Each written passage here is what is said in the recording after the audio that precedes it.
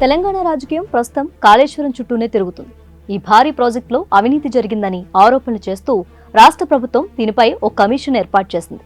Justice PC Ghosh నేతృత్వంలో ఏర్పాటైన ఈ కమిషన్ విచారణ పేరుతో మాజీ సీఎం బీఆర్ఎస్ అధినేత కేసీఆర్ సహా మాజీ మంత్రి హరీష్ రావుకు, ప్రస్తుత బీజేపీ ఎంపీ ఈటెల రాజేందర్కు నోటీసులు పంపింది. ప్రాజెక్టు కోసం కేటాయించిన నిధుల్లో అవకతవకలు జరిగాయంటూ ఆనాటి ప్రభుత్వంలో మంత్రులుగా ఉన్న హరీష్ రావు, ఈటెలతో పాటు మాజీ సీఎంను విచారించింది. విచారణ వేళ కమిషన్ సంధించిన పలు ప్రశ్నలకు సమాధానమిచ్చారు ఈటెల.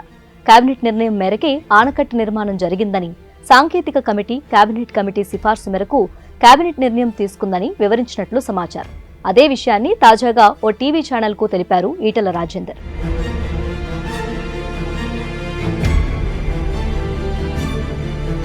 తెలంగాణకు కాళేశ్వరం ప్రాజెక్టు అద్భుత వరమని చెప్పారు.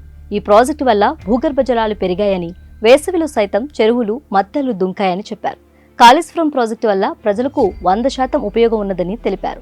ఎస్ఆర్ఎస్పీలో 14.8 లక్షల ఎకరాలకు బావుల్లో ఎలాంటి పూడికలు తీయకుండా చివరి ఆయకట్టుకు కాళేశ్వరం నీళ్లు అందించనుందన్నారు. మిడ్మానేరు నుంచి అవసరమైతే రివర్స్ పంపింగ్ ద్వారా నిజామాబాద్ నుంచి కరీంనగర్కు లిఫ్ట్ ఇరిగేషన్కు నీళ్లిచ్చేందుకు కూడా గ్యారంటీ ఏర్పడిందన్నారు. ప్రాణహిత చేవెళ్ల, మేడిగడ్డ కింద వాగులు వంకలు పొంగి పొర్లాయన్నారు. 100 చెక్ డ్యాములు కట్టడం వల్ల భూగర్భ జలాలు పెరిగాయని, మహబూబ్ నగర్ ప్రాంతంలో కూడా ఎండాకాలంలో చెరువులు, నీటి కుండలను తలపించాయన్నారు. కాళేశ్వరం వల్ల తెలంగాణలో ఎకో బ్యాలెన్స్ జరుగుతుందని, 100కు 100% కాళేశ్వరం ప్రాజెక్టుతో తెలంగాణకు లాభం చేకూరుతుందని తెలిపారు. ఎస్ఆర్ఎస్పీకి 100% ఆయకట్టుకు వచ్చిందంటే కారణం కాళేశ్వరం అని వివరించారు.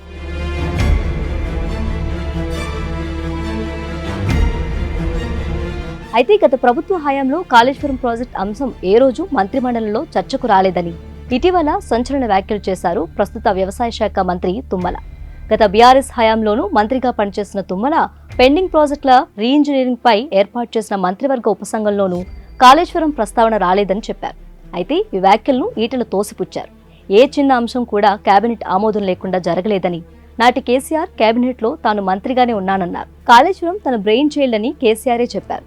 నీటి లభ్యతను బట్టి ప్రాజెక్ట్ డిజైన్ మారిందన్నారు. కాళేశ్వరం తెలంగాణ పొలాలకు నీళ్లు ఇవ్వటానికి కట్టింది అని అన్నారు.